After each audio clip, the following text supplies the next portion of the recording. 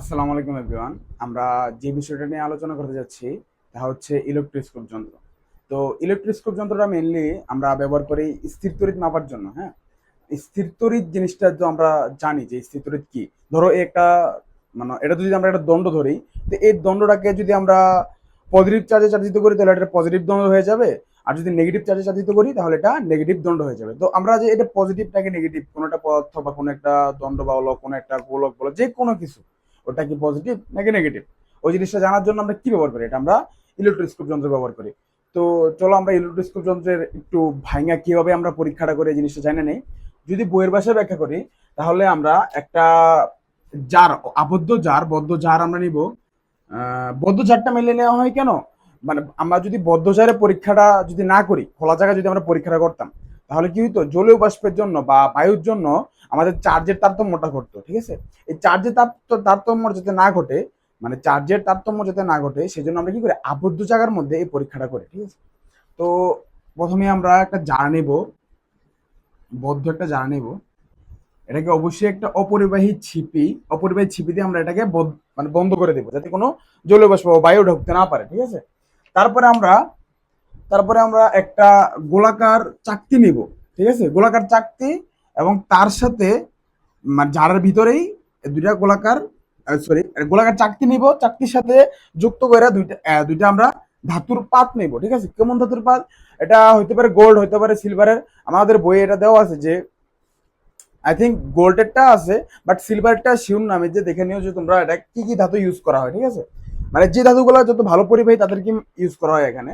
তো উপরে থাকবে ধাতুর একটা চাকতি, তার সাথে যুক্ত করা থাকবে একটা, মানে তার সাথে যুক্ত থেকে দুইটা ধাতুর পাত থাকবে। হ্যাঁ, এই মেনলি এই যন্ত্রটা দিয়ে আমরা ইলেকট্রোস্কোপ যন্ত্র মেনলি এটাই, যে এটার মাধ্যমে আমরা স্থির তড়িৎটা পরীক্ষা করি। ঠিক আছে, এই যে সবুজ যে জিনিসটা, হ্যাঁ সবুজ যে জিনিসটা, এই যে চাকতিটা, দেন এই যে পাত সহ সবটা জিনিস হচ্ছে নিরপেক্ষ।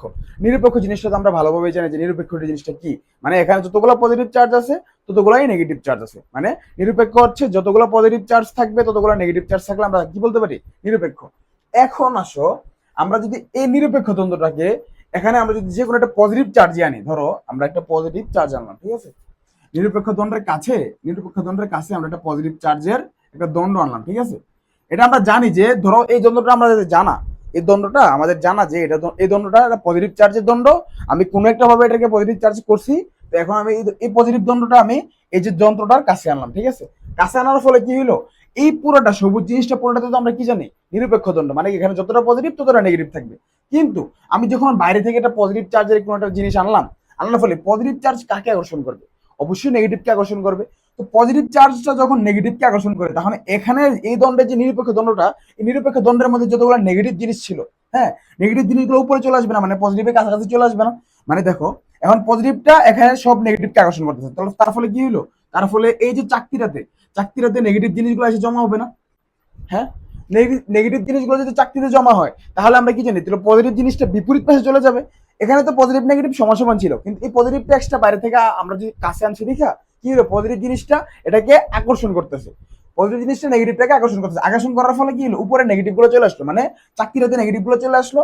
আর পজিটিভ জিনিসটা উল্টা দিকে, এখানে যে নিচের যে ধাতুর পাতগুলো আছে না, ধাতুর পাতের মধ্যে পজিটিভ জিনিসগুলো চলে গেলো। এই যে ধাতুর পাতের মধ্যে পজিটিভ জিনিসগুলো চলে গেলো। ঠিক আছে, এখন যখন ধাতুর পাতগুলোর মধ্যে যখন পজিটিভ জিনিসগুলো চলে গেলো, পজিটিভ জিনিস কি, দুটো সেম আধান, তো সমধর্মী আধান কি করে, একে অপরকে বিকর্ষণ করে অবশ্যই। তখন কি দেখবা, তখন দেখবা যে আমার এই যে পাতগুলো প্রথমে যে নর্মাল অবস্থা যেমন ছিল, নর্মাল অবস্থায় ছিল তারা একদম কাছাকাছি, তারা নর্মাল অবস্থা একদম কাছাকাছি ছিল। যখন আমি কি করলাম, কোনো একটা চার্জ দ্বারা ওকে আকর্ষণ করানোর ফলে, মানে উপরে যদি আমি কোনো একটা চার্জ, বাইরে থেকে কোনো একটা চার্জ আনি, আনার ফলে কি হলো, একটা আকর্ষণ ঘটলো, মানে চার্জের একটু তারতম্য শুরু হয়ে গেল। ঠিক না, শুরু হওয়ার ফলে তখন কি হলো, নিচের পাতগুলোর মধ্যে একটা চার্জ জমা হবে। যদি সমধর্মী আধান জমা হয় তাহলে তারা বিকর্ষণ করবে। ঠিক আছে, তো আমরা এটা বুঝতে পারতেছি যে সমধর্মী আধান এখানে প্লাস প্লাস চলে আসছে, প্লাস চলে আসার কারণে তারা একে অপরকে বিকর্ষণ করে, তারা একে অপর জায়গা থেকে একটু সরে গেছে। ঠিক আছে, এখন দেখো, যদি আমরা পজিটিভ নাই না, আমরা যদি এখানে নেগেটিভটা আনতাম কি হইতো, যদি আমরা নেগেটিভ চার্জের একটা দণ্ড আনতাম, নেগেটিভ চার্জে যদি একটা দ্বন্দ্ব আনতাম, তাহলে এটা কি হতো, নেগেটিভ চার্জের দ্বন্দ্বটা আনলে কিন্তু সেম জিনিসই করতো। কারণ কি, নেগেটিভ চার্জের দ্বন্দ্বটা যখন আমি আনতাম, তখন কি হতো, এইটার মধ্যে তো নিরপেক্ষ দ্বন্দ্ব মানে এই জিনিসটা তো নিরপেক্ষ, তখন কি হতো, নেগেটিভের টানের ফলে পজিটিভটা উপরে চলে আসতো, তখন কি হতো, পজিটিভ যে চার্জটা, পজিটিভ চার্জগুলো চলে আসতো উপরের চাকতিতে, পজিটিভ চার্জগুলো চাকতিতে চলে আসতো, আর নিচের পাতে চলে যেত কি নেগেটিভ চার্জগুলো, নিচের পাতে নেগেটিভ চার্জগুলো চলে যেত। তো এখনো তো নেগেটিভ নেগেটিভ কি সমুদ্রমী আধান, সমুদ্রমী আধান হওয়ার ফলে কি হলো, একে অপরকে বিকর্ষণ করবে। কিন্তু আমরা তো এগুলো জানা আধান এনে সেটা পরীক্ষা করতেছি যে হ্যাঁ ভাই আমি তো জানি এটা পজিটিভ চার্জের চাতিত দণ্ড, এটা নেগেটিভ চার্জের চাতিত দণ্ড। তো এই জন্য আমি এটা পরীক্ষা করে বুঝতে পারছি আরে এই জন্যই তো আমি যখন কাছে আনি তখন পাতগুলো দূরে চলে যায়, এরকম হয় না? তোরে ভাই আমি পরীক্ষা করলাম কই, আমার তো এখন যদি আমি একটা অজানা দণ্ড আনি ওটা তো আমি বুঝতে পারতেছি না যে ভাই এটা কি পজিটিভ নাকি নেগেটিভ, এটা তো বুঝতে পারতেছি না। তো এই জন্য কি করতে হয় জানো, এই জন্য আমাদের করতে হয় যে কোনো একটা চার্জ, মানে তুমি ধরো তুমি জানো কোনো একটা ভাবে তুমি আগে থেকে জানো যে এই এই যে দণ্ডটা এটা পজিটিভ চার্জে চালিত, ঠিক আছে, এই দণ্ডটা পজিটিভ চার্জে চালিত, তোমার এটা জানা, ঠিক আছে। যখন এই পজিটিভ চার্জে চালিত দণ্ডটা আমরা এটার সাথে স্পর্শ করাবো, এতক্ষণ কিন্তু আমরা স্পর্শ করে নাই, এতক্ষণ আমরা কি করছি, এতক্ষণ আমরা জাস্ট এটাকে কাছে আনছি, কাছে আনার ফলে কি আকর্ষণ বিকর্ষণ ফলে চার্জগুলো উপরে গেছে, আবার বিপরীত চার্জগুলো নিচে চলে আসে, একটা একটা বিকর্ষণ করছে। এখন আমি কি করবো, এই পজিটিভ চার্জগুলোকে উপরে না আমি স্পর্শ করাবো, স্পর্শ করাবো এই পজিটিভ চার্জের দণ্ডটাকে উপরে আমি স্পর্শ করাবো।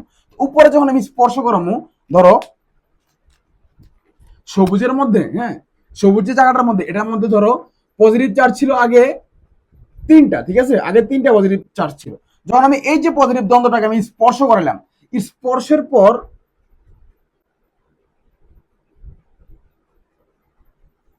তোমার চার্জ হয়ে গেল কয়টা, স্পর্শের পর চার্জ হয়ে গেল পাঁচটা, মানে কি এখানে পজিটিভ চার্জের পরিমাণটা বাইরে গেল, ঠিক আছে। তো এখন যখন একটা স্থায়ী চার্জের এখানে একটা মানে একটা তারতম্য ঘটে গেল না চার্জের, এখানটা স্থায়ী চার্জের কিছু জমা হলো না, পজিটিভ চার্জ এখানে স্থায়ী জমা হলো না।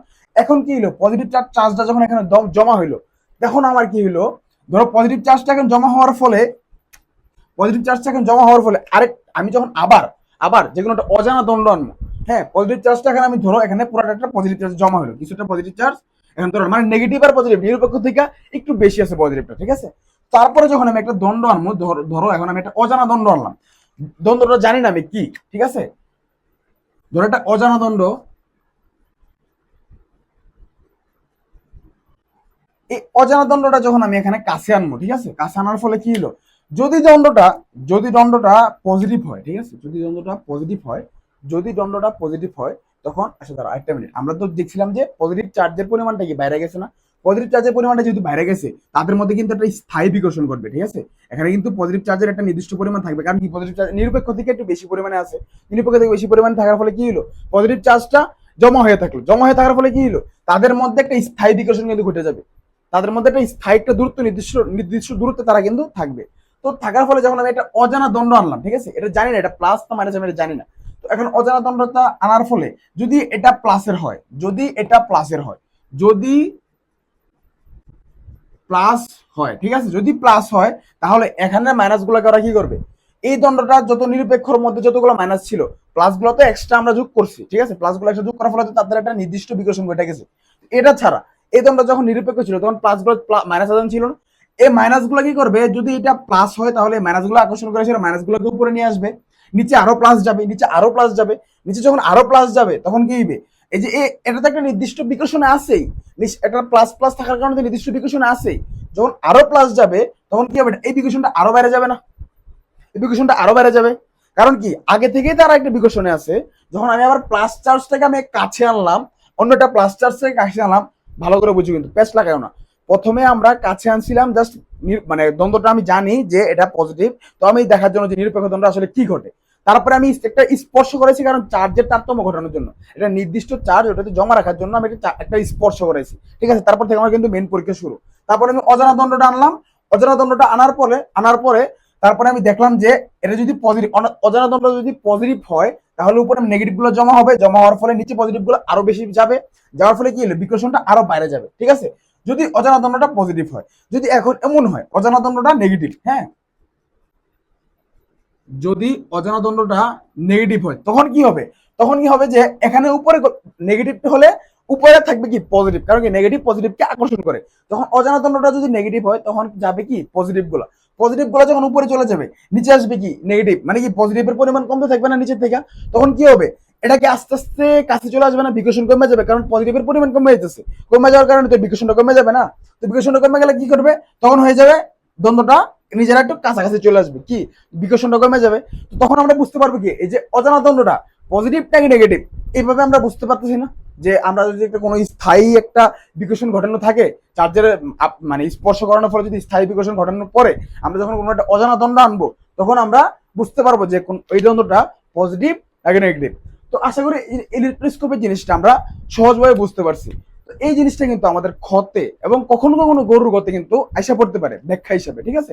আমরা এই জিনিসটা ভালোভাবে আমরা ক্লিয়ার থাকবো এবং এই জিনিসটা নিয়ে আমরা ব্যাখ্যা আসলে যাতে আমরা সহজভাবে লিখতে পারি।